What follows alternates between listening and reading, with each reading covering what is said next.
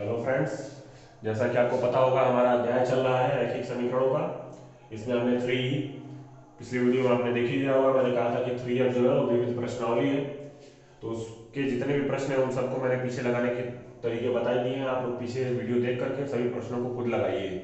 उसमें से जो एक प्रश्न बार बार पूछा जाता है अक्सर, उस प्रश्न को मैंने सोचा कि आप लोग को बता दूं ताकि कोई दिक्कत ना हो आप लोग को समझने में और आप लोग का जो कॉन्सेप्ट है वो दोबारा रिवाइज हो जाए। ठीक है, तो इसमें सबसे पहले क्या करना है, इसको रैखिक युग्म में चेंज करना है। ठीक है, तो रैखिक युग्म में कैसे चेंज करेंगे, अब यहाँ पे कुछ ना कुछ लेट करना है। तो हम किसको लेट करते हैं, चलिए मान लेते हैं एक्स अपान ए स्क्वायर। एक्स अपान ए स्क्वायर जो है वो ए के बराबर है, और दूसरा वाई अपान बी स्क्वायर, ये जो है वो बी के बराबर है। ठीक है, तो अब इसकी वैल्यू को हम इसमें ला करके पुट करते हैं पहले। तो हमारा इक्वेशन बन जाएगा a plus b is equal to two. इसको हमने पहला इक्वेशन मान लिया। अब यहाँ पे देखिए x अपान ए है, तो ऊपर और नीचे हम a से अगर मल्टीप्लाई करते हैं तो ये a x upon A square हो जाएगा, प्लस हम इसमें अगर ऊपर नीचे b से मल्टीप्लाई करते हैं तो बी वाई अपान कैपिटल बी स्क्वायर हो जाएगा, और इधर की वैल्यू ऐसे ही रहेगी। ठीक है, अब ये हमारा दूसरा इक्वेशन बन गया। अब इसमें हमने किसको माना था, हमने x अपॉन ए स्क्वायर को क्या माना था, कैपिटल ए। तो हमारी इक्वेशन बनेगी small A capital A plus small B capital B is equal to A plus b. ठीक है, अब इन दोनों समीकरणों को हमें आपस में हल कर देना है। किस विधि से, या तो प्रतिस्थापन से करिए या तो विलोपन से करिए। मैंने पिछले में विलोपन से बताया है, विलोपन थोड़ा सा आसान भी रहता है, तो चलिए हमने विलोपन विलोपन से ही इसको करते हैं। ठीक है, तो ये पहला equation a plus B equal to two, दूसरी equation small A capital A plus small B capital Y capital B equal to A plus B. अब हम क्या करेंगे, अब हम इसमें क्या करेंगे, इसमें हम ए से मल्टीप्लाई कर देते हैं। हम सोच रहे हैं ए को एलिमिनेट करने के लिए। तो अब ये जो इक्वेशन है, इक्वेशन कैसे बन जाएगी, ये इक्वेशन आपकी small A plus small A plus small A B equal to two A. यहाँ पे जो मल्टीप्लिकेशन है ये केवल टू में नहीं है, ठीक है, इसको देखना कि ये पूरे के पूरे में मल्टीप्लाई होता है, यानी हर एक पद में इसका मल्टीप्लिकेशन होगा। तो हमारी इक्वेशन एक्चुअल में ये और ये मिल गई। तो हम यहाँ पे एक दूसरे को घटा लेते हैं, तो ये दोनों कट जाएगा, और ये क्या होगा, b minus A small B equal to, इसमें से इसको घटाएंगे तो क्या होगा, a plus B minus two A, तो माइनस ए प्लस बी होगा। अरे यही होगा जी, a plus B minus two A करेंगे, देखो यहाँ पे a plus B minus two A करेंगे तो ये दोनों क्या होगा, माइनस ए प्लस बी होगा, यही ना होगा। तो इसको हम क्या लिख सकते हैं, इसको हम लिख सकते हैं b माइनस ए, ये b minus A equal to b minus A हुआ। अब यहां से ये दोनों कट जाएगा, ये यहाँ पे b भी तो है, तो b की वैल्यू कितनी आ गई, b की वैल्यू 1 आ गई। और b को हमने क्या मान रखा था, b को हमने y अपान बी स्क्वायर मान रखा था। तो यहाँ से हमारी y स्क्वायर की वैल्यू, y की वैल्यू क्या आ गई, y की वैल्यू आ गई बी स्क्वायर। ठीक है, अब इस b की वैल्यू 1 को हम कहाँ पे ले जाकर रखें, यहाँ पे रख लेते हैं। तो a plus one equal to two, तो a की वैल्यू क्या आ गई, a की वैल्यू b1 आ गई। अब a को हमने क्या मान रखा था, x अपान ए स्क्वायर, तो यहाँ से x की वैल्यू क्या आ गई, x की वैल्यू आ गई ए स्क्वायर, यानी x की वैल्यू ए स्क्वायर और y की वैल्यू बी स्क्वायर, यही इस प्रश्न का आंसर होगा। ठीक है, तो इसी तरीके से इस तरीके के प्रश्नों को करना है। सबसे पहले हमें लेट करना है, किसी भी एक पद को, कुछ भी पद को लेट कर लीजिए। एक्स अपन ए स्क्वायर को हमने लेट कर लिया है, वाई अपन बी स्क्वायर को हमने लेट कर लिया। अभी हमारी इक्वेशन हो गई A plus B equal to two.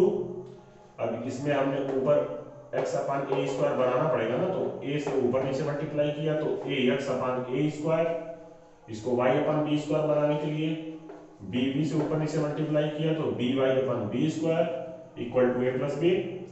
अब ये एक्स अपान ए स्क्वायर की जगह ए रखा, वाई अपान बी स्क्वायर की जगह बी रखा, तो अब ये वाली इक्वेशन ऐसी बन गई। ठीक है, तो a plus B equal to two हो गया, और दूसरी इक्वेशन क्या हो गई, small A capital A plus small B capital B equal to A plus B. अब यहाँ से हमें ए को एलिमिनेट करने का सोचा तो हमने पहले वाले में ए से मल्टीप्लाई कर दिया, तीनों पदों में मल्टीप्लिकेशन होगा, ये ध्यान रखा जाता है। तो ए से कट गया, माइनस किया तो, और बी माइनस ए बी हो गया, और यहाँ पे इसको हटाया तो माइनस ए प्लस बी हो गया। अब यहाँ से ये दोनों भी आपस में कट जाएंगे, यहाँ से b की वैल्यू 1 आ गई, और b एक्चुअल में क्या है, y अपन बी स्क्वायर है, तो y की वैल्यू क्या होगी, बी स्क्वायर हो गई। अब इस b की वैल्यू को इस इक्वेशन में रखा तो a की वैल्यू आ गई 1, और a की value x upon a square के बराबर है, तो यहाँ से हमारी x की वैल्यू निकल गई a स्क्वायर। ठीक है, तो ये है आपका विविध प्रश्नावली 3F का 6वां सवाल। किताब तो आप लोग जानते ही हैं कौन सी है, तो इसको आप लोग देख लेंगे। अब इसमें मुझे नहीं लगता कि इन सभी 15 प्रश्न में से कोई भी प्रश्न आप लोग को बताने की जरूरत है। अगर फिर भी आप लोग को कोई दिक्कत होगी तो आप लोग हमें बताइएगा, या तो इसी वीडियो के नीचे कमेंट कर दीजिएगा, हम लोग जरूर उस क्वेरी को सॉल्व करेंगे। एक अच्छा सा सेशन लेकर के आएंगे आपके लिए, जिसमें सारे डाउट्स आपके हम लोग क्लियर कर देंगे, ठीक है, एक ही वीडियो में। और नहीं तो आप लोग हमारे टेलीग्राम पे जुड़ जाइएगा, वहां पे आप लोग अपडेट दे दीजिएगा, ठीक है। तो चलिए, हमारे ख्याल से अब ये विविध प्रश्नावली 3F तो समाप्त ही मानी जाती है।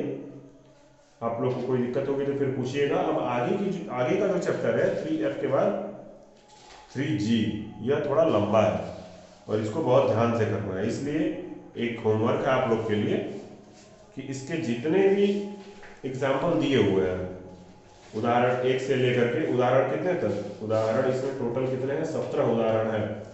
17 के 17 उदाहरण को आप लोग पहले समझिएगा घर पे बैठ के, टाइम पास नहीं करना है कि सर तो आएंगे फिर बताएंगे तो लगाया जाएगा, नहीं। 17 के 17 उदाहरण आप करिए।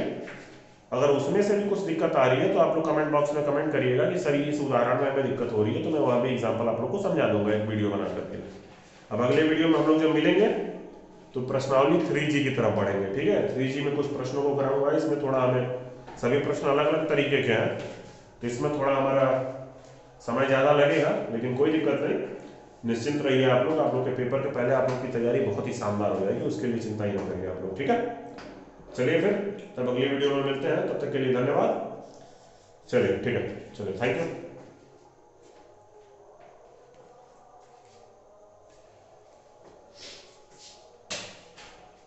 चलिए थैंक यू तो हमें बोल दिया, लेकिन हमें चलते चलते एक शायरी याद आ गई, तो सोचे आपको सुनाई देते हैं।